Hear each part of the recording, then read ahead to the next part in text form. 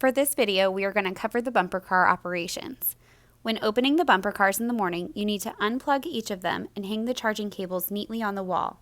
Make sure to grab the charger by the connector and not the cable. If a charger ends up on the floor during a bumper car ride, it could result in damage to the car or the charger. Even if a bumper car is not in operation, it must be unplugged. Turn the cars on, pull up on the red emergency shutoff button at the back of the car. Check to see if the tubes are aired up properly by pushing them in with your foot. They should be firm, but not so much that you cannot slightly push them in. This tube is aired up properly.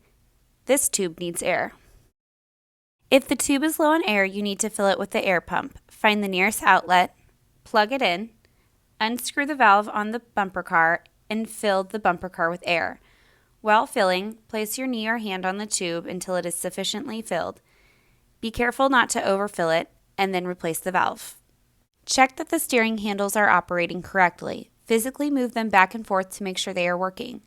Make note of anything not working properly on the whiteboard by the control box so the next shift worker will be aware of any issues. Also inform your manager on duty so they can record the issues on the repair board in the office. The next step is to spray the thick rubber piece of the tube with pledge. You do not need to wipe the pledge off the tube. If you happen to get any pledge on the ground, you will need to spray it with cleaner and wipe it up with a rag. If you do not, the ground will be very slick and a customer could fall.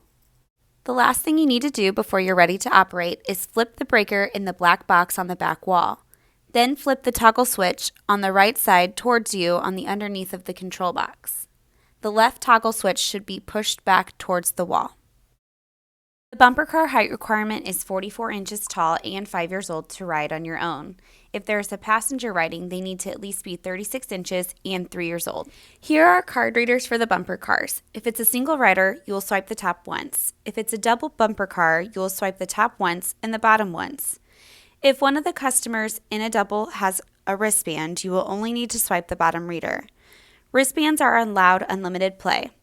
The over-under colors do not apply to this attraction, so you'll have to measure anyone close to 44 inches. You'll need to check the end times on birthday wristbands and group wristbands. Remember that the silver extra rider band cannot drive in their own car. They can only take passengers. If there's a passenger rider, you will need to put the passenger seat on one of the two cars that have a passenger mount. The seat just slides into the hole. Once all the passengers are in their cars, walk around and make sure that seatbelts are snug and latched. Tell the riders you're going to play a short message before the ride. To start a ride, you need to hit the pound button on the control box. The screen will then prompt you to hit numbers 1 through 5.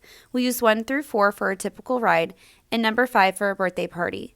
Once you hit the button, the message will play and the ride will start automatically when the message is finished.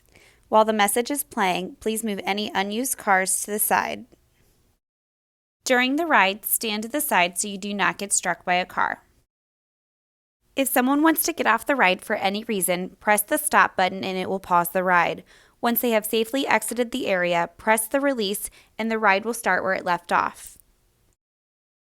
During the ride, if the targets on the left and right side of the tube are hit, the car will spin. If for some reason someone does not want this feature on, you can turn it off one car at a time. You do this by pressing the car number and then pressing the spin lockout button. If you press the spin lockout button without pressing a number first, it will turn it off on all of the cars. The spin button will make all of the cars spin. You can press this button at your own discretion, but do not press it more than twice a ride. Ride stops help anyone with their seatbelts who may need it. Open the exit gate for them as they leave and be sure to tell them thanks for riding. During downtime, you can stay busy by sweeping the floors. Sweep up all the dirt into a pile and pick it up with a broom and dustpan. You can also clean the bumper cars, pick up trash from the game floor, fill up the claw machine with knobby balls, and just stay visible for guests to see. When you're filling up knobby balls, you'll need to get keys from the leader manager to open up the front glass. Then you'll take each ball and fill it with the needle that's hanging on a hook behind the machine. You'll fill the ball and place it into the machine.